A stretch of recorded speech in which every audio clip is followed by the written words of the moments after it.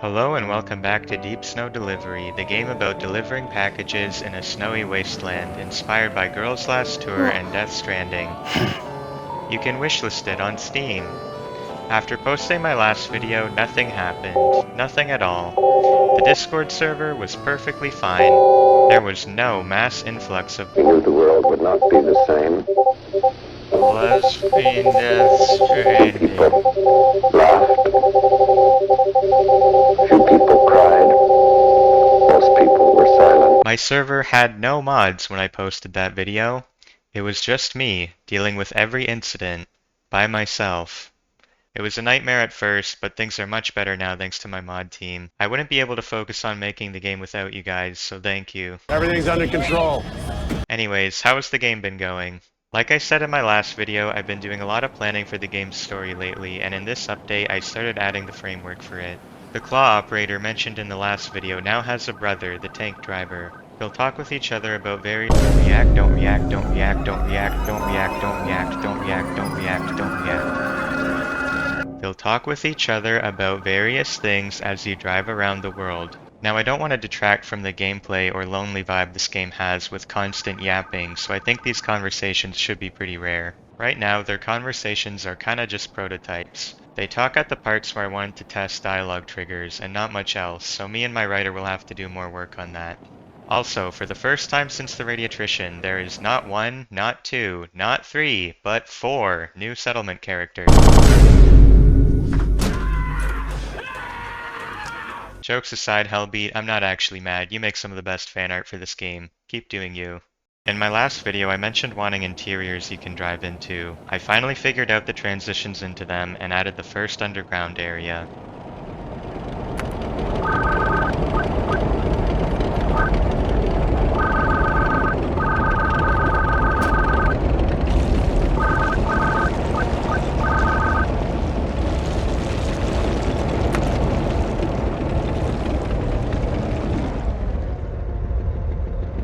I've wanted to add underground areas for quite a while now, but part of the reason I added it was also due to feedback from the last update. Quite a few people said the area around this lake was too smooth and easy to drive across, and while I was trying to make it easier since players don't get upgrades as quickly as they did in the old map, I think I went overboard for my first attempt. So I added a big old mountain, some more hills, a sketchy narrow bridge, and this massive flooded underground cavern. I did another poll for this area, and people thought the difficulty was much better.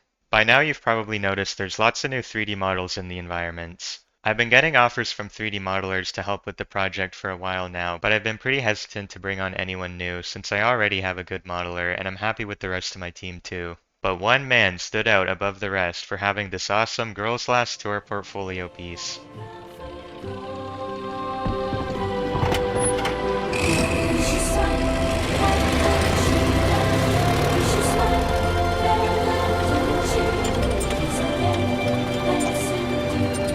This guy gets it. For a test run, I told him to make some metal and concrete rebar. Damn, that was fast. These look awesome. Alright, you made the team. We're adding underground areas next, so maybe some train rails. 3 train rails. And a sign? I didn't even ask for those, but thank you. Is that Germa?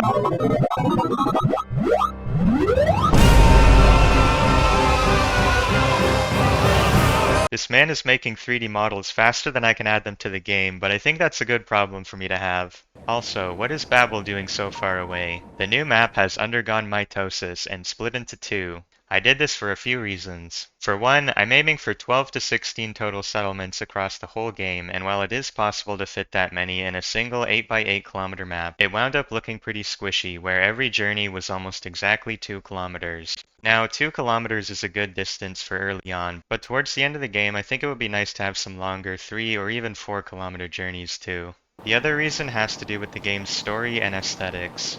I've joked about the parallels between this game and Lord of the Rings in previous videos, but it is actually similar for the basic story structure of 2 unremarkable people go on epic journey to destroy massive evil tower against hopeless odds.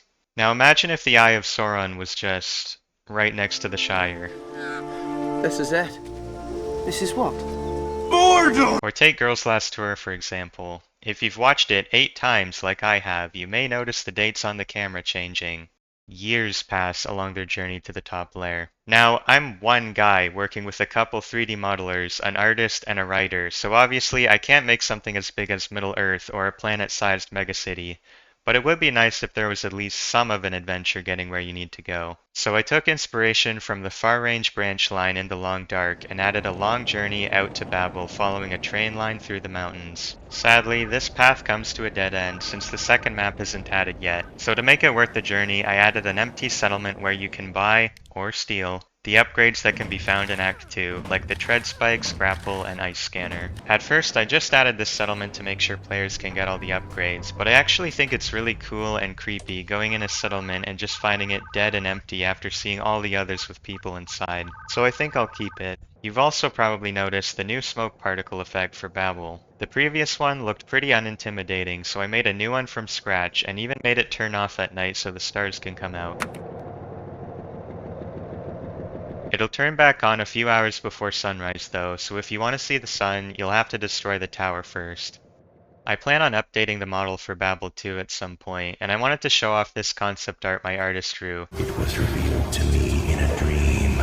Not that this is exactly how it's gonna look, but I still thought it was cool. One of the most common suggestions I saw since the game's launch was to add tank customization, and I finally started adding it, along with some dynamic material effects. Your tank will start out looking similar to the original, but over time, snow will build up, your paint will chip away, and more rust will start to form. Every settlement now has a new customization tab where you can check your tank's condition, remove rust, and buy fresh coats of paint, although it depends on the settlement. Bigger settlements will offer more options for paint jobs, while smaller ones might only offer rust removal or nothing at all.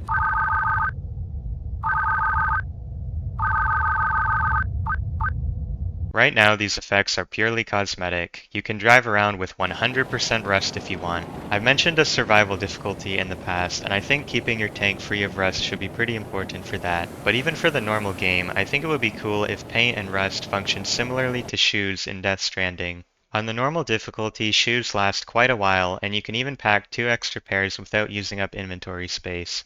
So it won't really be an issue unless you're really negligent. Even if you somehow find yourself walking barefoot, it's not a game over, just more difficult, and I think paint should function similar to that. It's not something that's gonna kill you, but it'll make your life more difficult if you ignore it for 30 deliveries in a row. But like I said, for now, it's just cosmetic.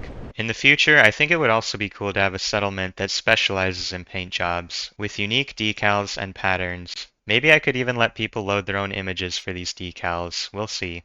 Something I added 2 devlogs ago and somehow forgot to mention was that most packages now have durability and will take damage if you hit them too hard. Now, as you all know, Deep Snow Delivery is a perfectly optimized game with no physics bugs whatsoever.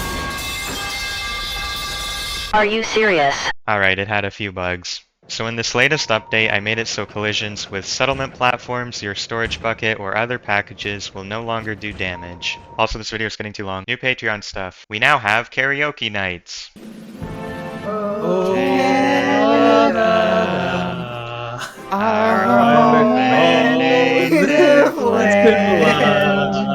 Gaming streams with my now finished VTuber model. Wait, I'm on a ladder. I'm chilling up here. They can't get me. Can I pee on them? A Deep Snow Delivery themed Minecraft server with guns, war crimes, and public executions. I've already. Oh. He lived. There's a bunch of other perks too, including live streams of the game's development. Please join, it's only $5. My artist IDKY Hannah also made her own Patreon where she'll post early concepts and sketches of Deep Snow Delivery's characters. She's also the artist from Voices of the Void, so she'll be posting stuff from that too, including some, In other news, a man named Sonaku has made 26 Deep Snow Delivery themed songs with nothing but his voice and guitar.